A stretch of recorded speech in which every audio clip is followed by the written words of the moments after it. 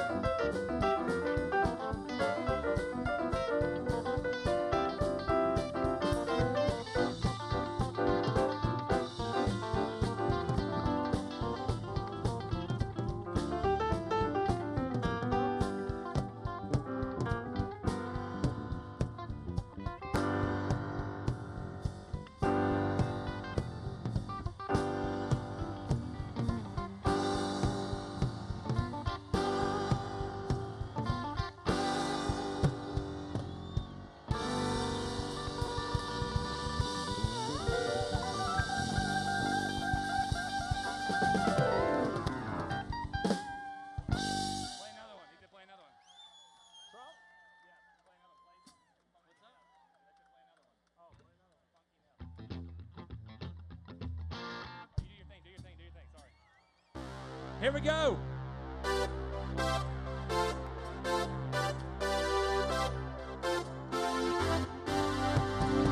Drum!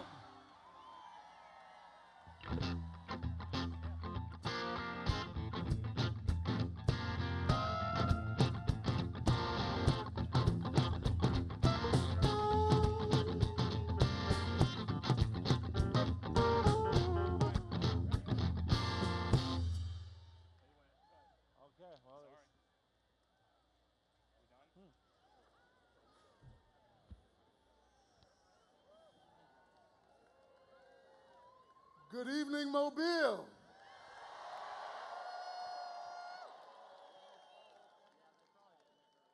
I'm so glad to be here tonight.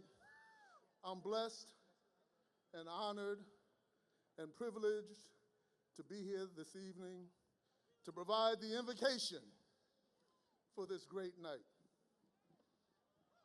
I pray, Father God, that this night,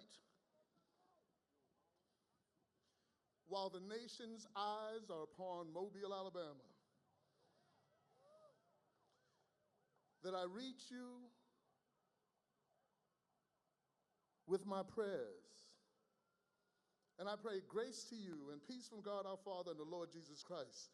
We thank God for you, and we pray blessings upon you, this vast assembly of witnesses. For this is the day that the Lord hath made, and we shall rejoice and be made glad in it. After all, we are blessed to be citizens of these United States.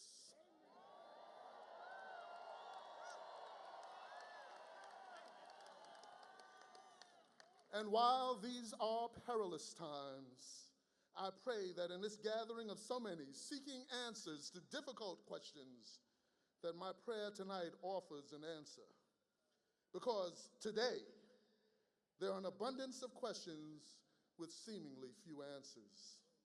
I pray to the creator of all the universe, the Alpha and the Omega, that the question, what if? What if we could replace hate with love? What if we could eliminate poverty and replace it with prosperity? What if we could dispel fear and instead find faith? What if we can remove the pain and stench of hurt, loss, and disappointment, leading to a bottomless pit of despair, eradicate it, and find hope?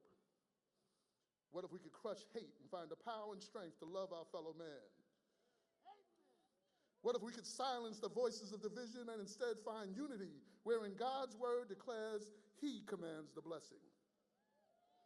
Yes, these are difficult times, and we're confronted on every side with difficult questions, but we are encouraged, for we know that the word declares that all things work together for good for those who love the Lord and are called according to his purposes. And yes, Father God, we are hard-pressed on every side, yet not crushed. We are perplexed, but not in despair, persecuted, but not forsaken, struck down, but not destroyed. Oh, but there's good news. There's good news right now in Mobile, Alabama. There's good news in the state of Alabama. There's good news and hope for the country of these great United States. If my people who are called by my name will humble themselves and pray and seek my face and turn away from their wicked ways, then I will hear from heaven, and I will forgive their sin and heal their land. I pray, Father God, that this night, that while the eyes of the nation are focused on the city of Mobile, Alabama, that all the world will hear and know that while there are many questions begin with the words, what if, we trust and believe that there's but one answer to that question of what if, and that would be, what if God? What if God established his kingdom here on earth in love? What if God healed our pain and sickness? What if God restored broken relationships? What if God provided the remedy for our distressed economy? What if God provided the necessary education and enlightenment for our children? Know this, that God works through people. All of us represented here today, and so many more across this great nation. Help us to seek his kingdom and his righteousness, and all the rest is answered in God. Bless us this evening, Holy Spirit, and guide us in your love. Amen.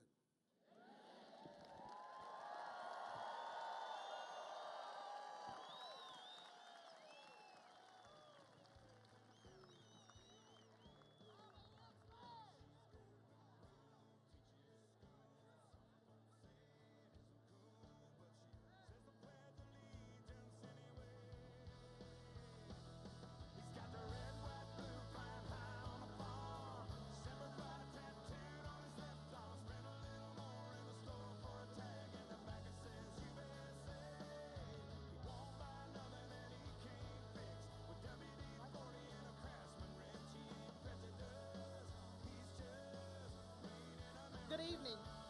As principal of Pritchard Preparatory School, it's my pleasure for our student council to lead you in the Pledge of Allegiance. Attention, salute, pledge. I pledge allegiance to the flag of the United States of America and to the republic for which it stands, one nation, under God, indivisible, with liberty and justice for all.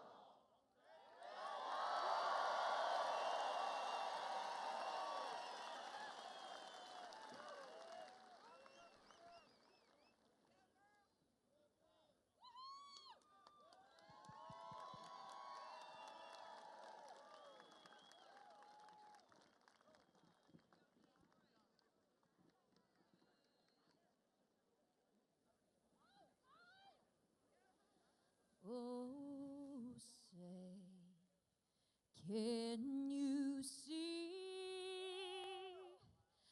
by the dawn's early light what so proudly we hailed at the twilight's last gleaming, whose broad stripes and bright stars through the perilous fight o'er the ramparts we'd watch were so gallantly streaming. And the rockets regular, the bombs bursting in air, gave proof through the night that our flag was still there. Oh, say, does that star-spangled banner yet wave o'er the land of the free and the home of the brave?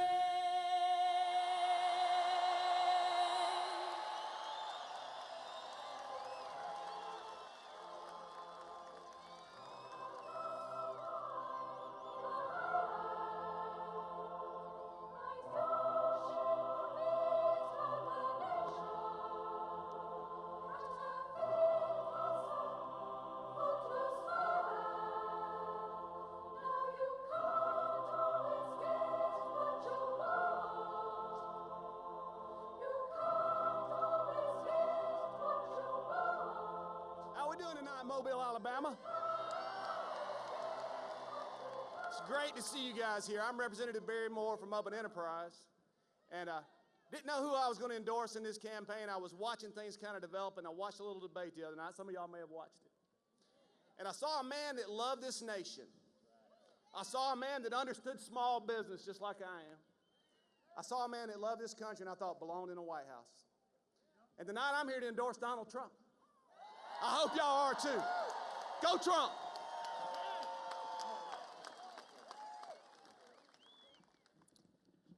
What a privilege to be here. What a privilege to live in this great country. What a privilege to see leadership evolve like it's evolved in the last few weeks since June, since Donald Trump entered the president race. This has been an avalanche of patriotism that I've never witnessed in my life. And this is really still part of the earthquake, and I'm looking forward for the earthquake to continue all the way to November of 2016 when we take back the White House.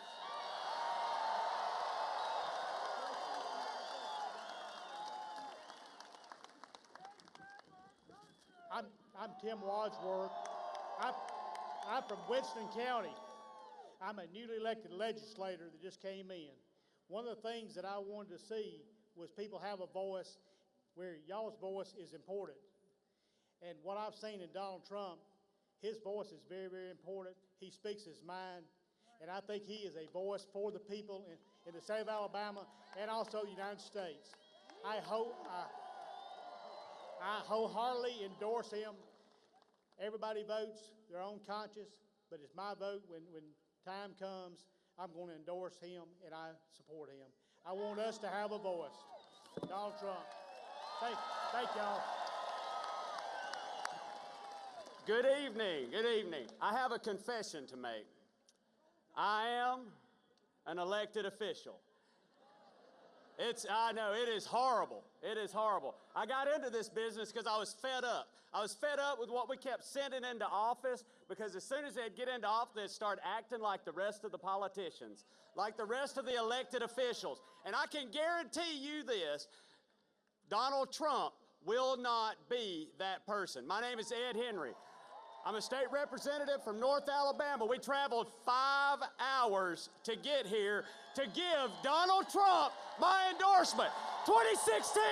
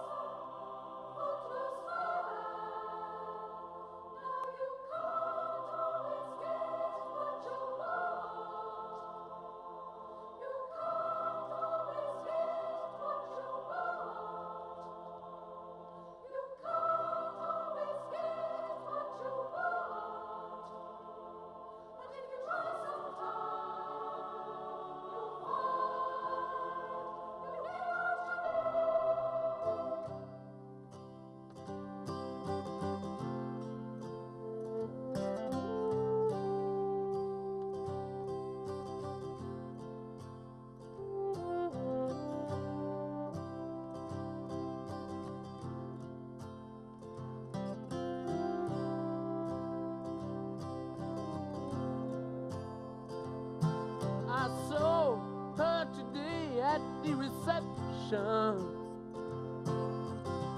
a glass of wine in her hand. I knew she was gonna meet her connection. At her feet was a footloose man. You can't always get what you want. You can't always get what you want. You can't always get what you want. But if you try sometimes, well, you might find you get what you need.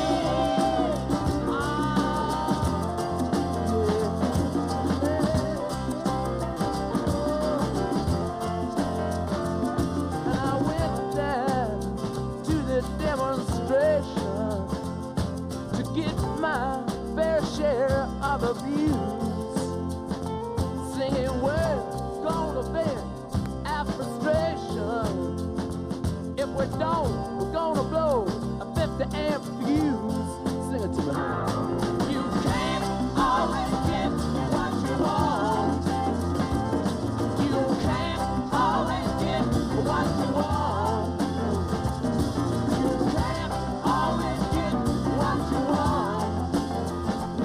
But if you try sometimes, well, you just might find you get what you need.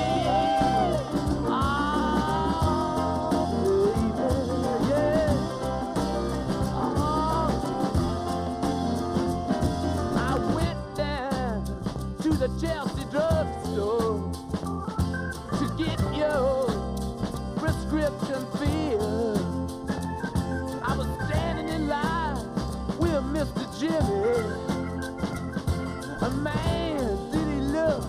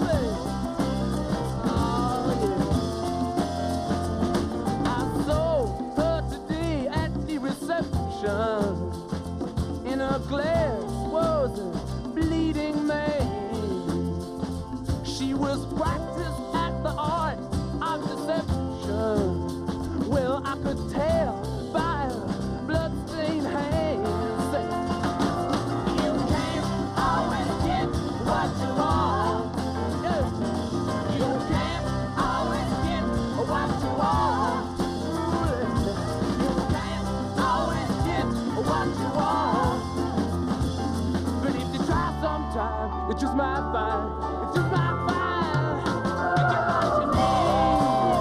Oh, yeah.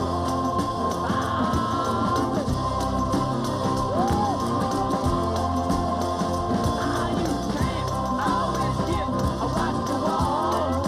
No, no, baby, you can't always get what you want. Dirty man, you can't always get what you want. But if you try sometime, you just might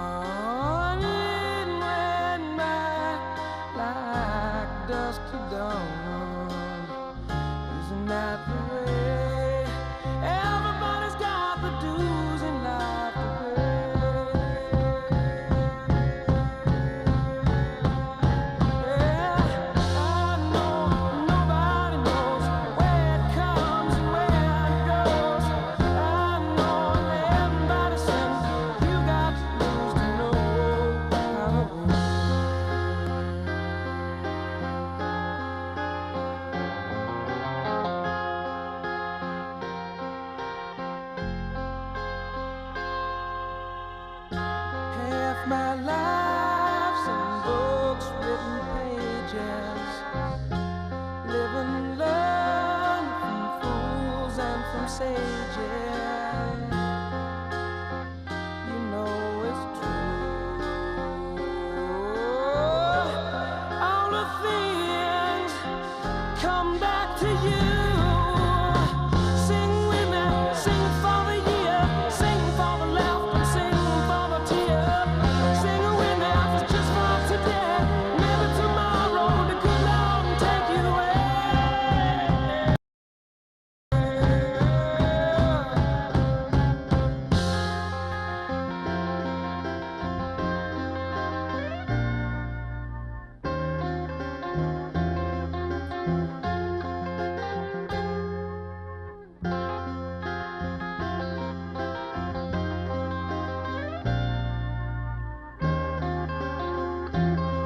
Yeah, sing with me, sing for the year, sing for the laughter, sing for the tear. Sing with me, it's just for today. Maybe tomorrow the good Lord will take you away.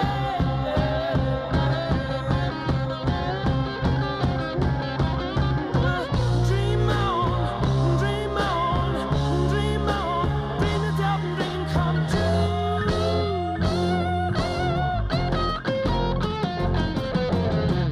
Dream on, dream on, dream on, dream until your dream come true.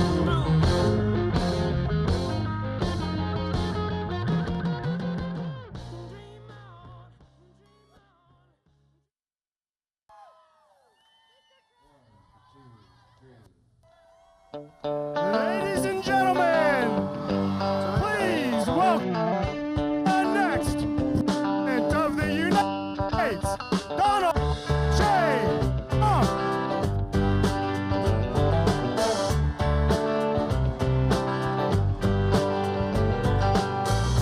Big wheels keep on turning, carry me home just like you. Singing songs about the Southland. I miss Alabama once again, and I think it's the same. Yes.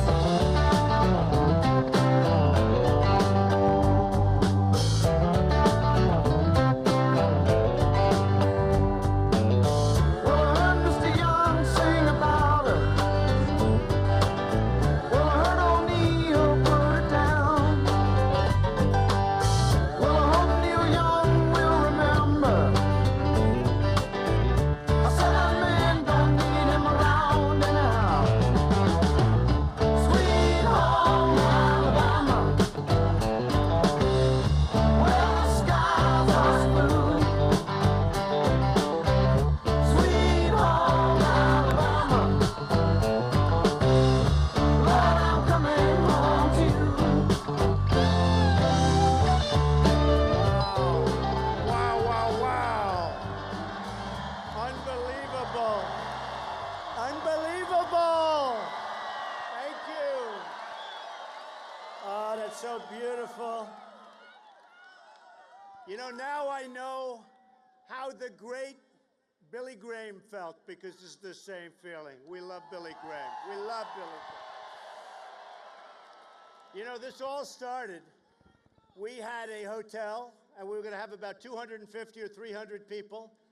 And the hotel was great. They called. They said, something's happening here. We can't hold this. This is crazy what's going on. And then we went to the convention center, and they can have 10,000 people. And we're all set, and we're excited. And the next day they said, too many people. We can't put them in. So we came here. We came here.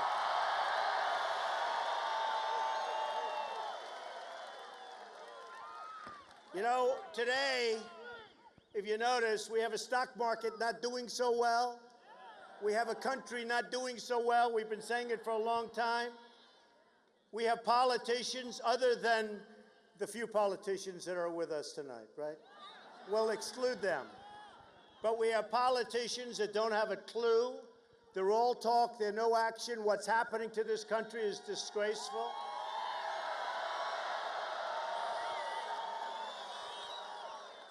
And you know, when I announced that I was running for president, I brought up I brought up the subject of illegal immigration.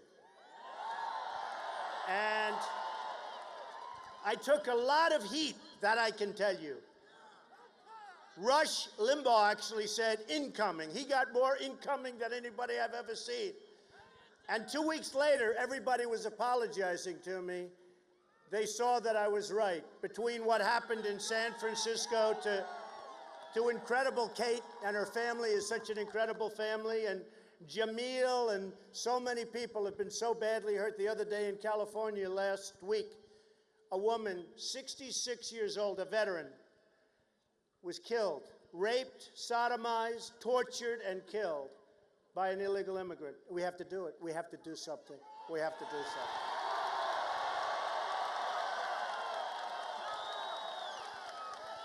So we're going to talk. We're going to have a lot of fun. You know, the weather's a little dicey. That's okay.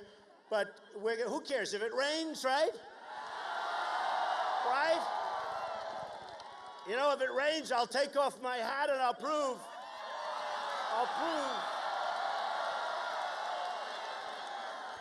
once and for all that it's mine, okay? So we're going to talk about a lot of different subjects, and you know, it's nice Friday night. What the heck, right? What's better? What's better?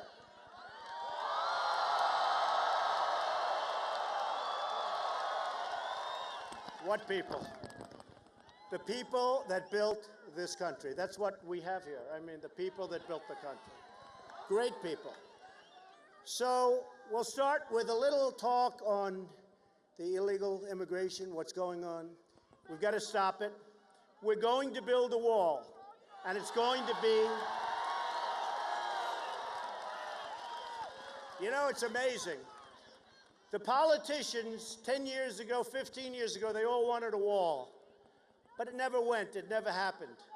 Because somebody didn't want it. Probably a lobbyist. You know, all these guys like Bush and like Hillary Clinton, they're all taken care of. I don't know if you know. Yeah. True. No, but when Hillary has $60 million, and when Jeb Bush, who's totally in favor of Common Core, weak on immigration, right? Very weak on immigration, wants to let people come in. Although now he is using Anchor Baby. You know, he put out a memo, you cannot use Anchor Baby. Now because I used it, he's using it. Politicians, but when they have, in his case, $114 million, in Hillary's case, she's got 60. Now, I don't know that she's going to make it to the gate. What do you think? I don't know. I'm not sure that she's making it to the gate. Some bad things came out today, you know, those classified. You know the word classified. You know, they've destroyed General Petraeus over less, and nothing seems to be happening here. So it'll be very interesting to see what happens ultimately. But we have right now, and I just got these numbers today. I said, what are they? 7.5% of all of the births in this country are illegal immigrants, okay? We can't afford it. And they're supposed to stay. Now, I turned out to be right, the 14th Amendment. You know, I had these guys on television, oh, you can't change the 14th Amendment. It'll take so long. On that, I agree. But you know what? An act of Congress. The 14th Amendment, I was right on it. You can do something with it, and you can do something fast. You can do something fast.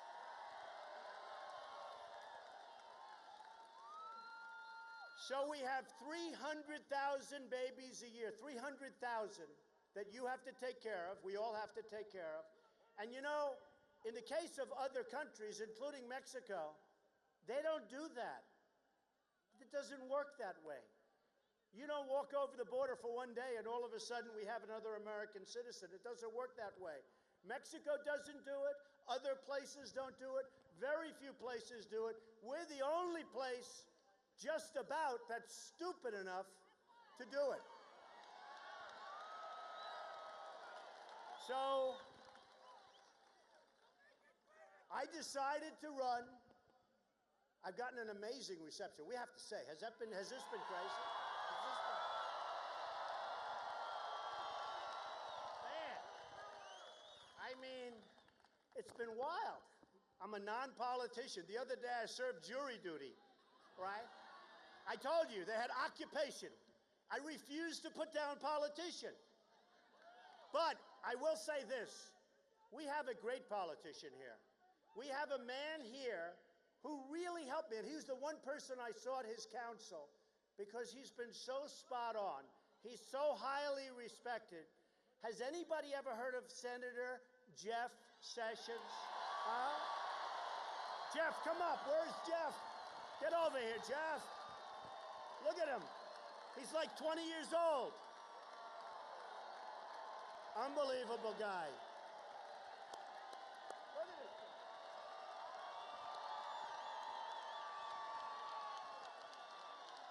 Come here. Just say hello. Come here, Jeff.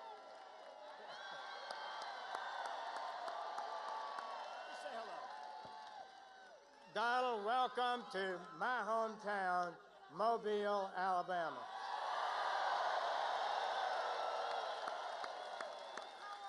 The American people, these people, want somebody in the presidency who stands up for them, defends their interests and the laws and traditions of this country. We welcome you here. Thank you for the work that you put into the immigration issue. I'm really impressed with your plan. I know it will make a difference. And this crowd shows that a lot of people agree with that. Congratulations. Thank you, Jeff. Welcome and God bless. Thank you, Jeff.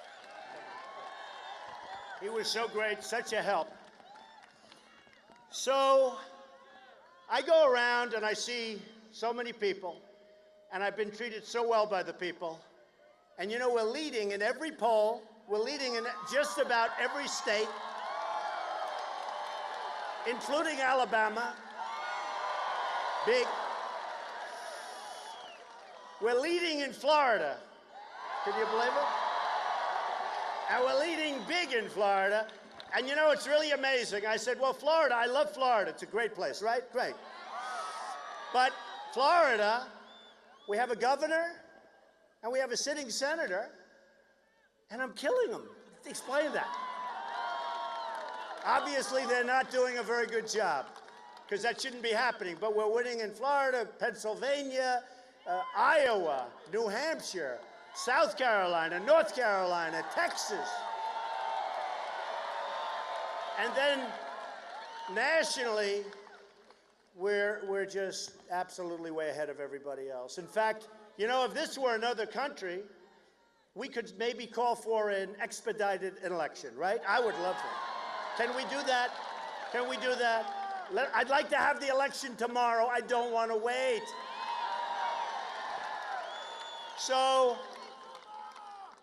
the reason that I think we see this receptivity is that I know the game better than anybody.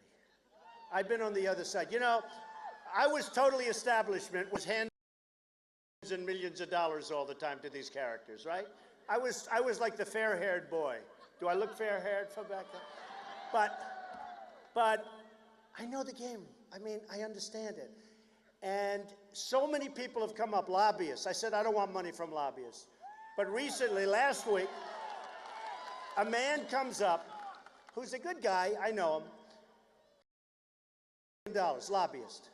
I say, I don't want your money. I don't want your money. Because, I don't know, maybe I'll rethink it. Should I rethink it? Take it. Take it. You know what I should do? How about this? How about if I take his money, but in the end I screw him and don't do anything for him? Is that okay? Can I do that? You know, because I built a great business and I feel sort of stupid. I say, I don't want your money. Can I take it, please? I promise I won't do anything for him. I told him, I said, you know, I don't want your money because in 2 years when you come to see me about something, I'm not doing it unless it's good and unless it's going to make America great again, right? Right? But I'm going to have to rethink it. I think I'm going to rethink that because I think I should take a lot of money. Are we allowed to give it to charity or something? I don't know. Give it to charity. Just take it. Just take it. So what happens is these guys come up, and I'm lucky. You know, Everybody said he's never going to run. Okay? You know that, right? And my wife actually said, you know and she knows me pretty well. And she also sees the reaction. And for a long time, whether it's Trump, The Art of the Deal, which Obama and Kerry obviously did not read when they did this crazy deal with Iran. Oh, look, The Art of the Deal. Come here, give me that book. I love that book. You know, I said the other day, and it sort of played pretty well, that is my second, help her over here. Help her over here. That is give me that book. Give me that. There's always The Art of the Deal, and that's the real one. That's the original. That's when they use real paper, right?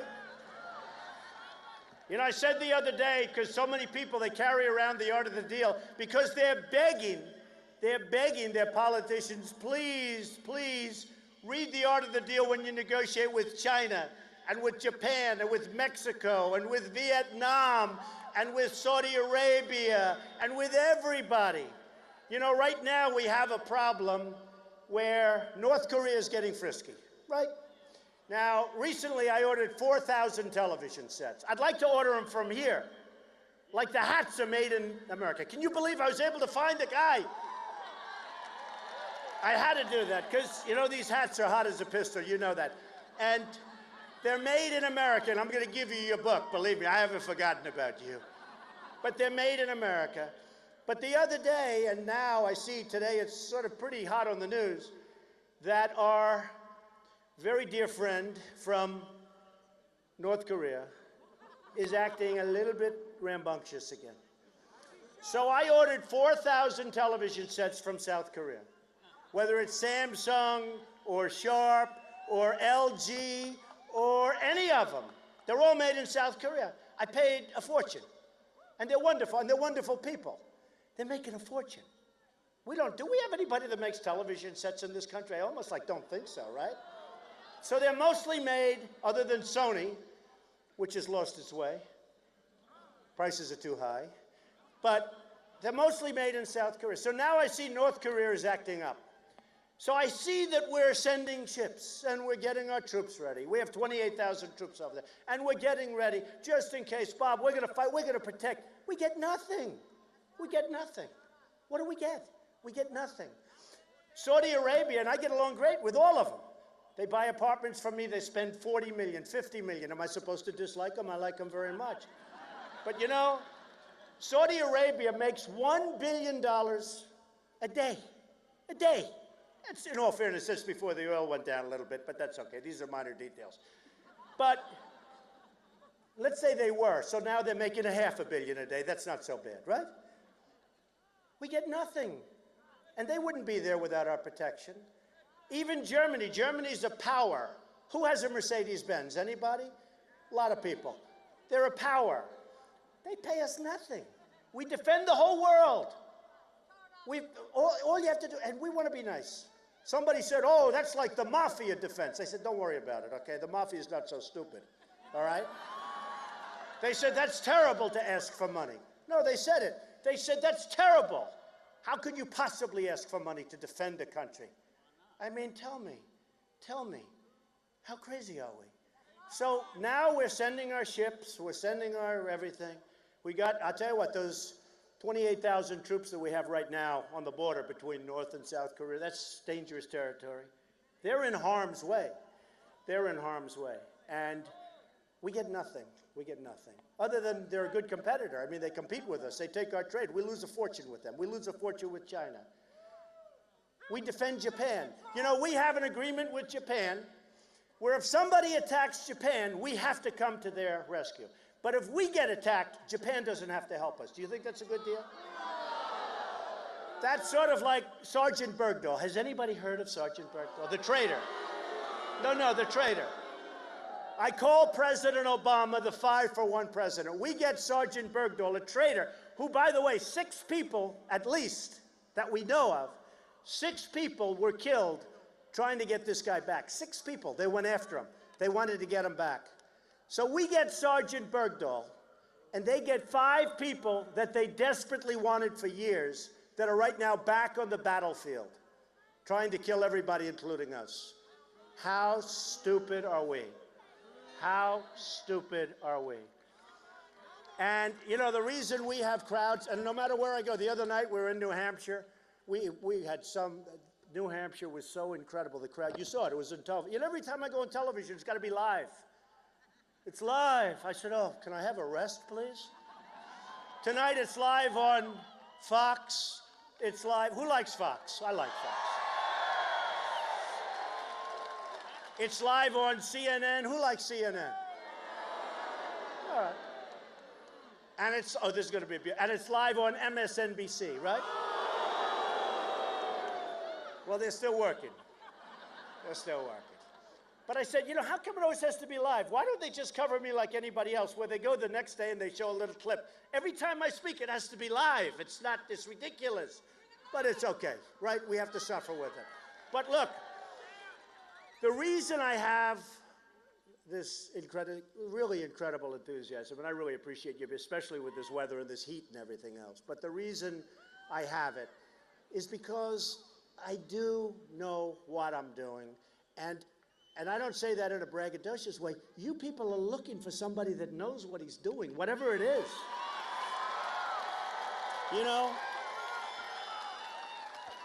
know, thank you, darling. I'm going to sign her book. I got to get her the hell out of here. She's so beautiful. I said it the other night. My second favorite book of all time. What's my first favorite book? The Bible. The Bible. And as much as I love The Art of the Deal, it's not even close. We take the Bible all the way, right? Okay, thanks. So I was saying, so they said I wasn't going to run. And everybody said, oh, he's never going to run. Never going to run. He's just having fun. Just a good time. His brand. And like I care, my brand. At this point, you know, my brand. I mean, I lose gutless Macy's because I said about illegal immigration. They dropped my brand, and I'm supposed to be. They're gutless. They're all gutless. I have to sue Univision. Univision, my poor Miss Universe people, the beautiful girls, these beautiful women, some are girls, but beautiful women.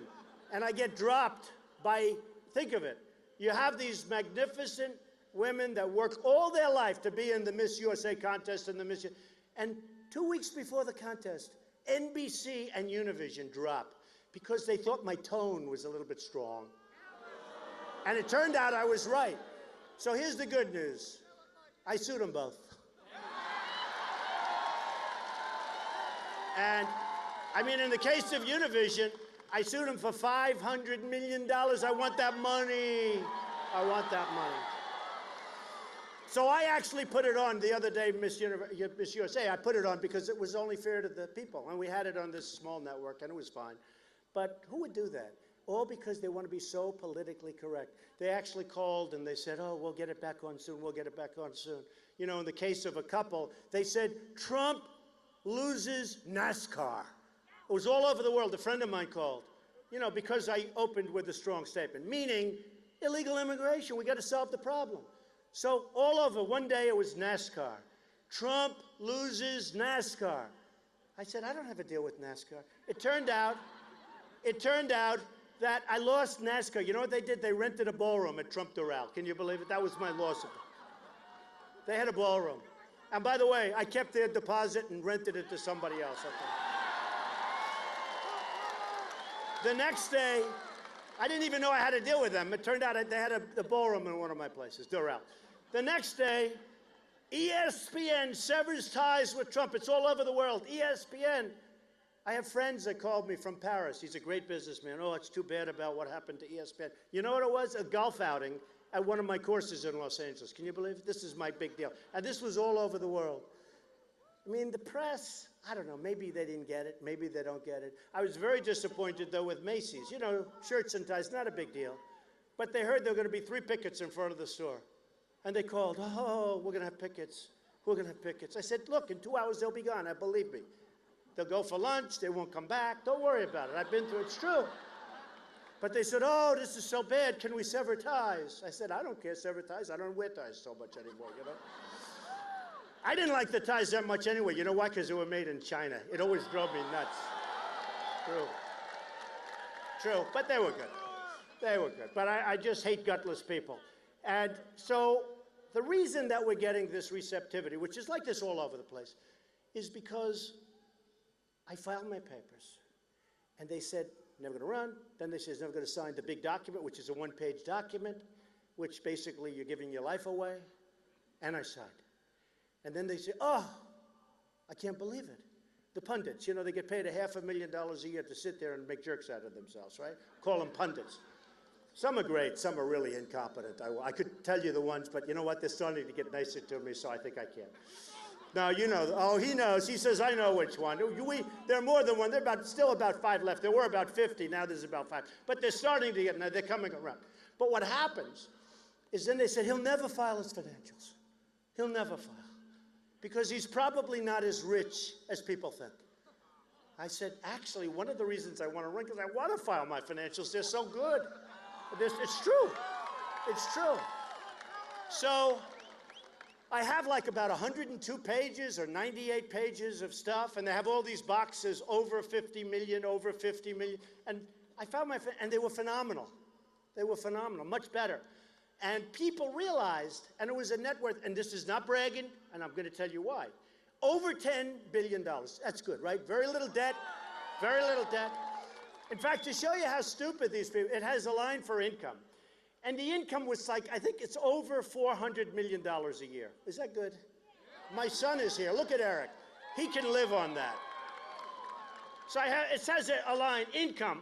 And it's like, you know, it varies with different things. But basically, over $400 million a year, 365. Is there anybody that would not want to make that much money in 1 year here? Anybody? Raise your hand. Well, with it comes responsibility. But I will tell you this. The reason people like what I'm saying is because I want to put that energy, whatever the hell kind of energy is, I don't know if it's screwed up, if it's good, if it's genius, if it's whatever it is, I know how to do things. I know, and I'm not going to do, I won't care about, you know, we're building a great building on Pennsylvania Avenue, right opposite between, as you know, the White House and the old post office.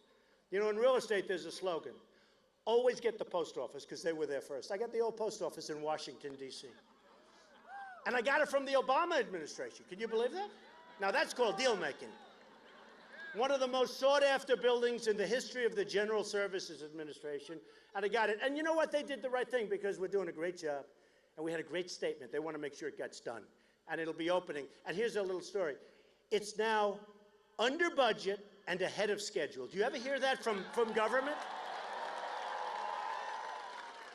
And we just finished around a lot of great jobs. And my son is here, Eric Trump, and Ivanka. Has anybody ever heard of Ivanka? Has anybody?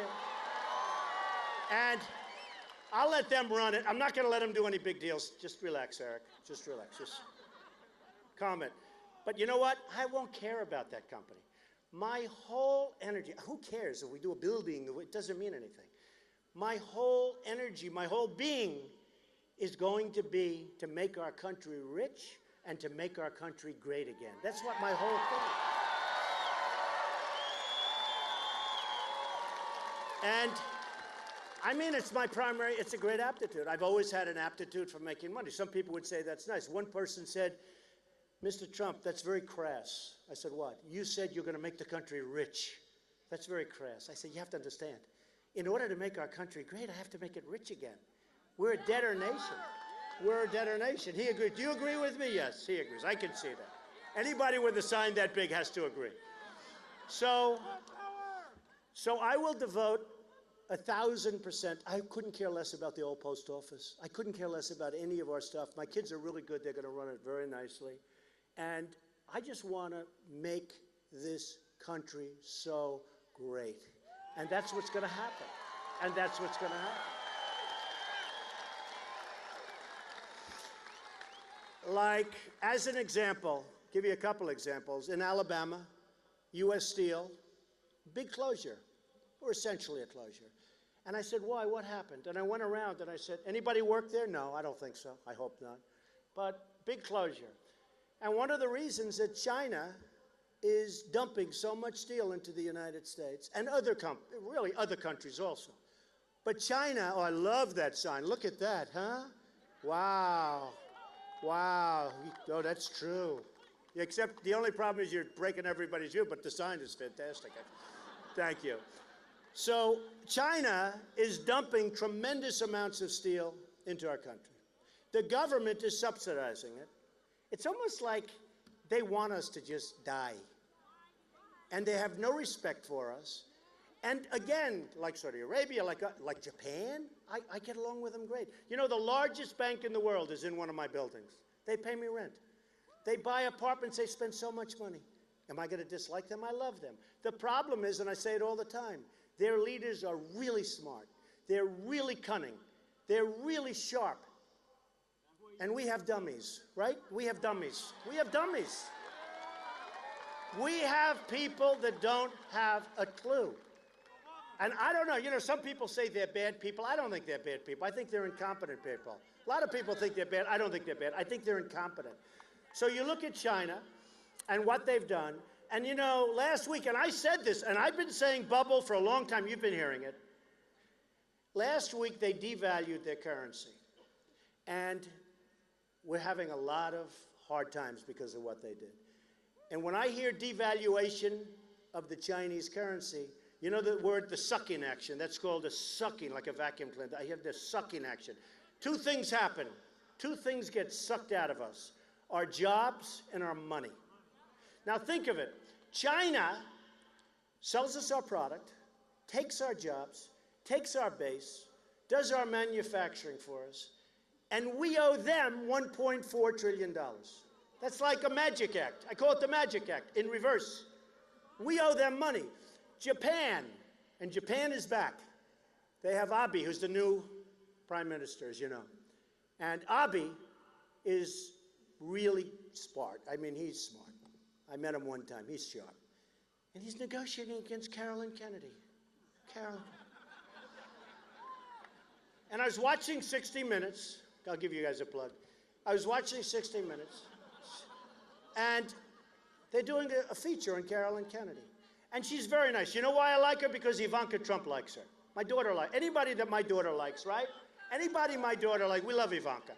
So what happens is that they're doing a feature, and they said, how did you become ambassador to Japan? And with Japan, the ambassador is a very important position because we negotiate. You know, you need somebody sharp. You need a killer, right? A smart killer, not a dumb killer, because there are plenty of dumb killers, too. You need somebody sharp. So they said, how did you get the ambassadorship? She said, well, and this is pretty close. I mean, you can check it out. Well, I don't know. I wanted a job, and I had nothing to do. So I went to the White House, and I said, could I have a job? Do you have anything for me to do? And they said, how would you like to be ambassador to Japan? And she said, really? She said, I'll do it. She couldn't believe she got it. And then they show, the rest of the show is her being wined and dined by Abe and all of these killers. Wined and dined. She's being feted at a dinner and this and lunches and breakfast. She'll do anything they want. Anything. So I have the smartest, toughest, meanest, in many cases, most horrible human beings on earth. I know them all. They're killers. They're negotiators. Some are nice people, very few. Some are nice people. But I will put the meanest, smartest, we have the best in the world. We don't use them. We use political hacks, diplomats. We use people that don't have any business ability. We use people that have never done a job. Oh, somebody stole my plane. Damn it. No, people are pointing up to the plane. No, it's actually not mine. And, you know, like as an example, Carl Icahn. Did anyone ever hear of Carl? He's an unbelievably brilliant, tough business guy. So I called him. I had dinner with him 2 nights ago. I said, you know, Carl, I'm doing pretty well. I'm leading every poll. He said, you're doing great. He can't believe it either. And I said, if I ever get there, I want you to oversee the negotiations with China. I can give him 2. He's extraordinary. China and Japan. I'll do it. I'll do it. He's like, I'll do it. Remember when I said somebody has blood coming out of her eyes with hatred, right? Well, he had blood coming out of her. He will do it. He is unbelievable negotiator, an unbelievable negotiator. And I know others. I know the best. I know the worst. I know the ones that are overrated. I know the ones that you've never heard about or read about that are better than all of them. But Carl's one of the greats. I mean, he's very famous, he's very rich, and he would love to do it. He'd love to give back. And he knows what's happening. They're ripping us. So they send their stuff over here. And actually, somebody the other day said, what China has done to the United States is the greatest single theft in the history of the world. It's an interesting statement. We've rebuilt China. We've rebuilt China. So, you know, we have free trade. The problem with free trade is when you have free trade, very important, you need competent leaders. That's the one problem with free trade. I like free trade. I'm a free trader. The problem is you need great negotiators and great leaders. We don't have that. So we're getting killed by everybody. I use these 3 or 4 countries. We don't make good deals. Everybody's killing us. So we will have unbelievable deals. A friend of mine is a manufacturer, and he's trying to do business with China. And what he's going through, and he's a good manufacturer, makes great product, better than what they do. They don't want him sending us stuff. Then he calls me and goes, you know, it's impossible to do business. I can't get my product. They're dumping stuff over here, comes in by the shipload. He said, it's impossible. I can't get my product. Finally, he gets a product in there, and they charge him a massive tax, which they call a tariff because it sounds a little more sophisticated, right? And he calls me and goes, it's impossible to do business with China. Boeing does business with China, and they want all of their intel. They want all of their copyrights. They want everything. Otherwise, we're not buying planes. And they're now building big factories in China. I don't blame China. I mean, I respect them. I'm not angry at them. I'm angry at our leaders for being so stupid. I'm not angry at China.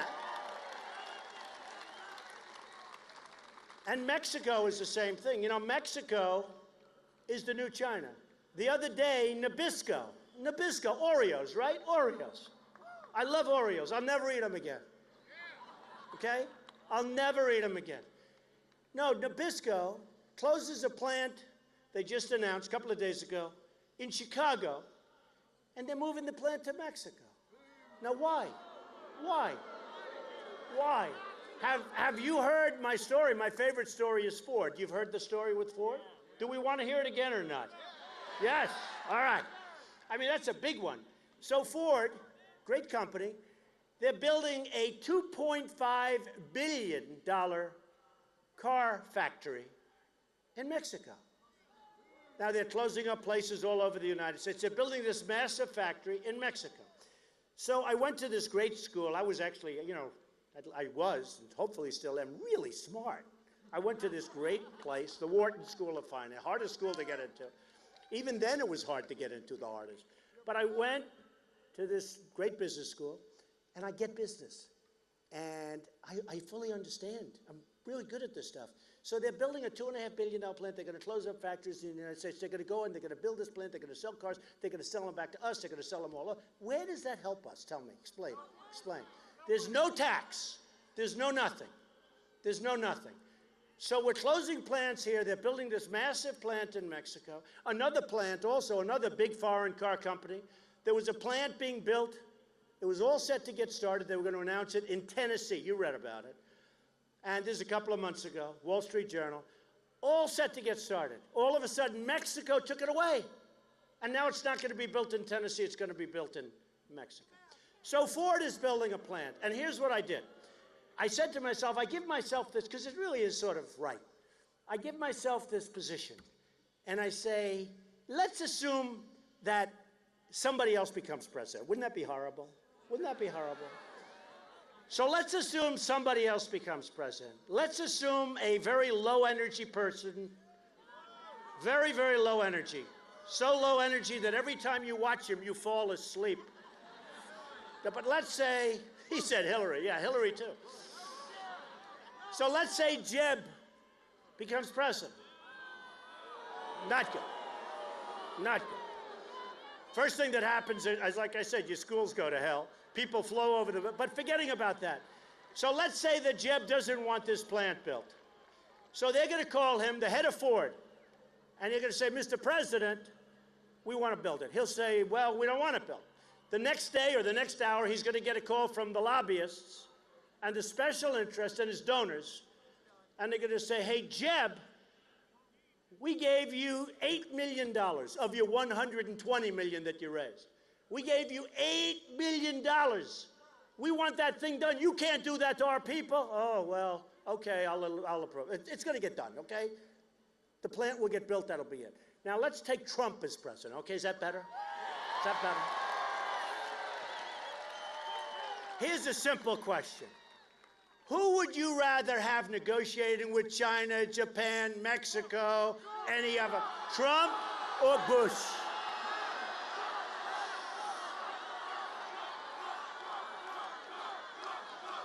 Actually,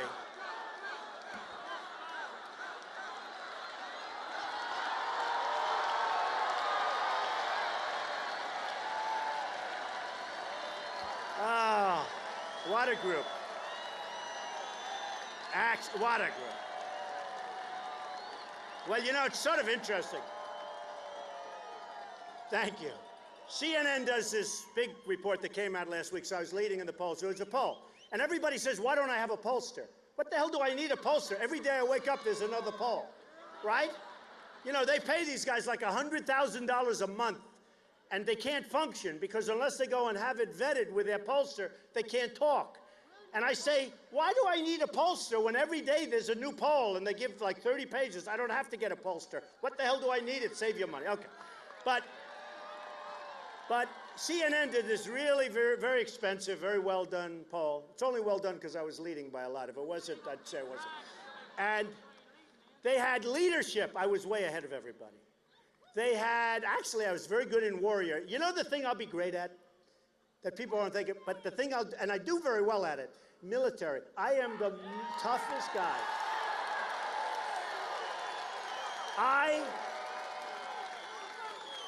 I will rebuild our military. It will be so strong and so powerful and so great.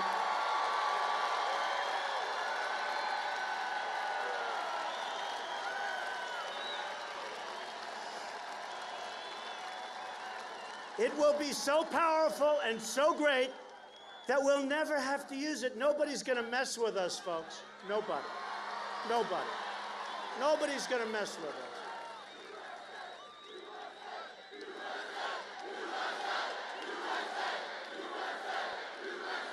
Beautiful. So I look at the various things to do with our country. And by the way, one of them, boy, are we going to take care of our vets, right? Right? They did a poll, another poll, but they did a poll on like who's one of the most popular with the vets. I was the most popular person. They like me, and I love them. Because you know why? Because for 35 years, these senators and these, other than Jeff, of course, I take Jeff, but these senators, these congressmen, these people in Washington, including presidents, they have done nothing for the vets. They have done nothing. And we're going to take care of our vets. But, so they do this poll, and in the poll, I score really high marks on almost everything. Other than they thought I wasn't a nice person. They said, who's the nicest? And I was like pretty low on that board. And I'm a nice person. But who cares? A woman came up to me. She said, I'm not sure that you're nice enough to be president. I said, you know what? This is not going to be an election based on a nice person. It's going to be based on a competent person. We're tired of the nice people.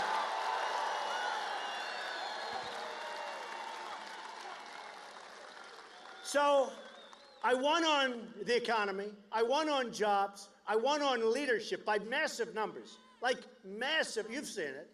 I won on all these categories. I say, why do we need an election? We don't need an election. These are such important categories. But I have had an amazing experience because from the time I announced, almost, other than the first week, that was a rough week. They were hitting me. But the press, which is, by the way, largely very dishonest, I have to say this. The political media, I actually think that the political media is less popular than Congress. Can you believe it? And Congress has almost no ratings. And in all fairness, because look at all those cameras, they're all live, and they're trying to shut off the camera right now. But you know what? They're all live. And So many live cameras. But look at, thank you. But I will say this. The media is very dishonest, but there is a certain group that are fantastic people. And every once in a while, I'll get an honest story, and I love it. I cherish those stories. They're not often, but they cherish those stories. But we have, you have to understand, and they've really started treating me much better. Don't forget, when I first ran, I said, you know, it's amazing. Went to a great school, excellent student, smart guy. My uncle was a professor at MIT. He was a smart guy. You know, good, smart guy, right? Good family. Do we believe in the gene thing? I mean, I do, right? You know, I do. Like they used to say, Secretariat doesn't produce slow horses. Actually, Secretariat wasn't one of the best, if you want to know the truth. But in theory, that's true. But then I went out, I made a tremendous built a tremendous fortune and great company. I did The Art of the Deal and many books that were bestsellers. The Art of the Deal was one of the biggest selling, maybe the biggest selling business book of all time. I did The Apprentice. We love The Apprentice. Tremendous. NBC hates me. You know, NBC hates me because they renewed The Apprentice. And I said, excuse me, I'm not doing it. I'm running for president. I'm going to make the country great again. They actually came up to my office, and the top people, great people from NBC, and they said, please, please run. And I said, I'm not running. I mean, I'm not running. They said, we already renewed the show. They had sold most of the advertising. They renewed the show. I said, I'm going to run, and I'm going to make our country great. We're going to do something that's special. We're going to do something that's special. I'm hired. You're hired. So I look at the landscape of our country. I look at where we're going. I look at where we've been. We've had a horrible number of years. A horrible number of years. We can't beat ISIS. I watched a general the other day on television who's just retiring, which is fortunate. How do you think we'll do against ISIS? Oh, I don't know. It's going to be very tough. Can you believe this? General George Patton, General Douglas MacArthur are spinning in their graves as you listen to this. They're spinning in their graves. He talks about a hard time. And I look at what's going on with the landscape, and then I get to meet all of the people that I've met over the last period of time. And I want to tell you, it's been amazing. It's been really amazing. And I want to finish up with a couple of little points. One of them is the Ford deal, right? Israel, I love Israel. Oh, by the way.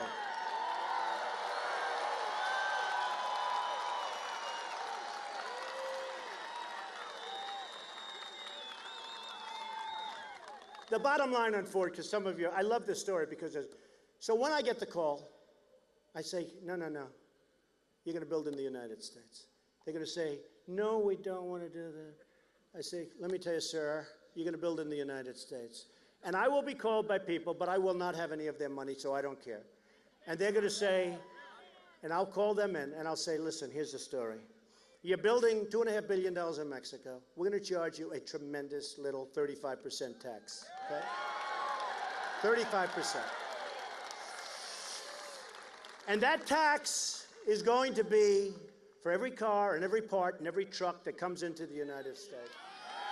And here's what's going to happen. Here's what's going to happen. As sure as you're standing or sitting, they're going to come back to me the following day. I would say the following afternoon. Let's say it's 12. I say by the time the day, and I don't need Carl Icahn, I don't need, this one's too easy. And they're going to come back. And they're going to say, Mr. President, no. Then I'm going to get called by the lobbyists. I'm going to get called by the special. And I'm going to say, no interest, no interest. Within 24 hours, they will call and they'll say, Mr. President, what you're doing to us is terrible. We will build in the United States. We will build a plant in the United States. 100%. And I'll say the same thing to Nabisco. It doesn't help us. It doesn't help us. When you look at what's going on, where Nabisco's closing and so many places are closing, when you look at the kind of money that these countries are making, and I'm naming a few, I mean so many countries, we don't have anything left. We're running on fumes. We're running on fumes. There's nothing here. When you look at what happens, they're so much sharper They're so much smarter. And we're not going to have a country left. We need to have our borders. We need to make great deals. You know, the man in the back just shouted Israel. How would you like to be Israel right now? They relied on us. They're a voice of sanity. They're great people. And we have a deal that is so incompetent, so bad. Think of the deal. We make a deal. Our chief negotiator goes into a bicycle race at 73 years old. He falls, he breaks his leg. That was the good part of our deal. That was the only thing that happened. No, think of it. And I told people last week, because I told this last week, I swear to you, I will never, ever ride a bicycle, at least in a race, but I won't ride one anyway. But we have a new thing that just came up yesterday in the deal. We know all about the 24-day period, right? But the 24-day period, that doesn't start, that clock doesn't start ticking for a long time. For a long time. So that could be forever. So if they're doing something, believe me, by the time we get there. But here's the all-time great. First of all, why aren't they giving us back our prisoners? And second, can you believe this? Can you believe it? And second of all, the other day, it was determined that Iran, in a very important section, maybe the most important, right, is going to do their own policing. They are going to police. They are going to police, and they are going to tell us, we swear we're not building anything. It's so sad. It's so sad. Obamacare.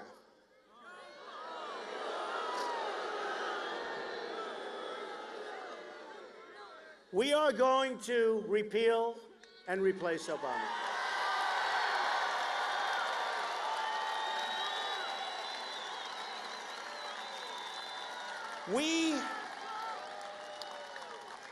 We are going to come up with a plan, and there are so many different ways. You know, you don't know this because you don't think of Obama this way. Do you know who the biggest beneficiaries of Obamacare are? The insurance companies. The insurance companies. Remember I told you, special interest and lobbyists. The insurance companies love it.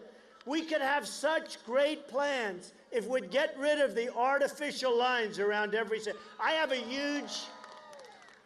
huge company.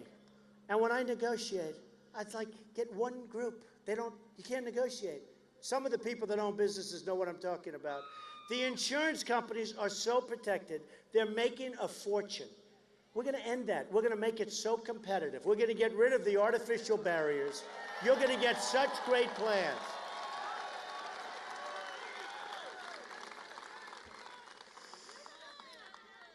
And Obamacare, I mean, you look at what's happening with your premiums. I mean, look at this. Look at what's happening. Just take a look at what's happening to the deductibles. They're so high, it's impossible. It's impossible. Trade, we're going to fix it. Health care, we're going to fix it. Women's health issues, we're going to fix it. You know, my wife came up to me the other day, and she said, it's really sad because people don't understand how you cherish women. I will protect women. It's so important to me, so important. And I heard some of the other candidates, Jeb and some of the others the other day, saying we're not going to fund various women's health issues. Can you believe this? I said that's the end of his election. Women, I don't think, like that too much. Do we agree?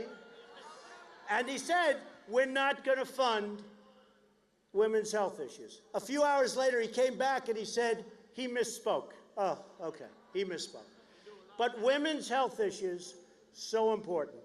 We're going to end up taking our country. We are going to make it so strong, so powerful, so loved by people again. So loved. You know,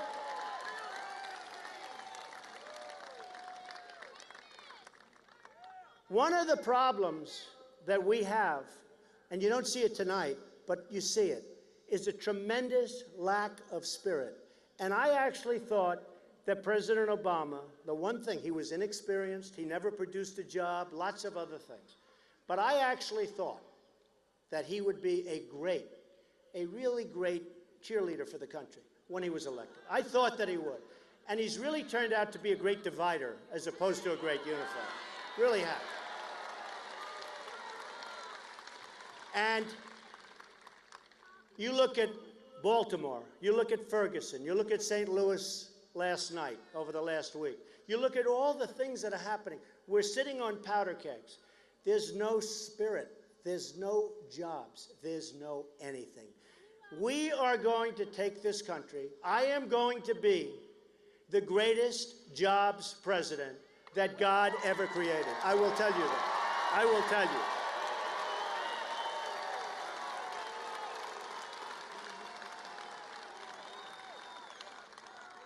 You are going to be so proud. You know, I oftentimes say the American dream is dead, but I'm going to make it bigger and stronger and more powerful than ever before.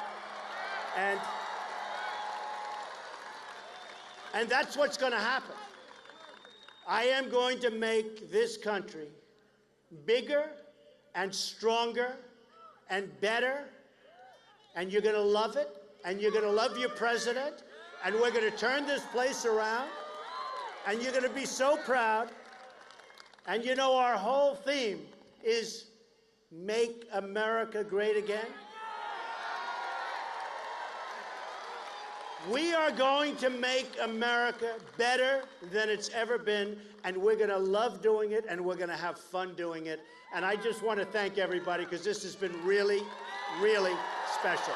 Thank you. Thank you very much. Thank you. Thank you.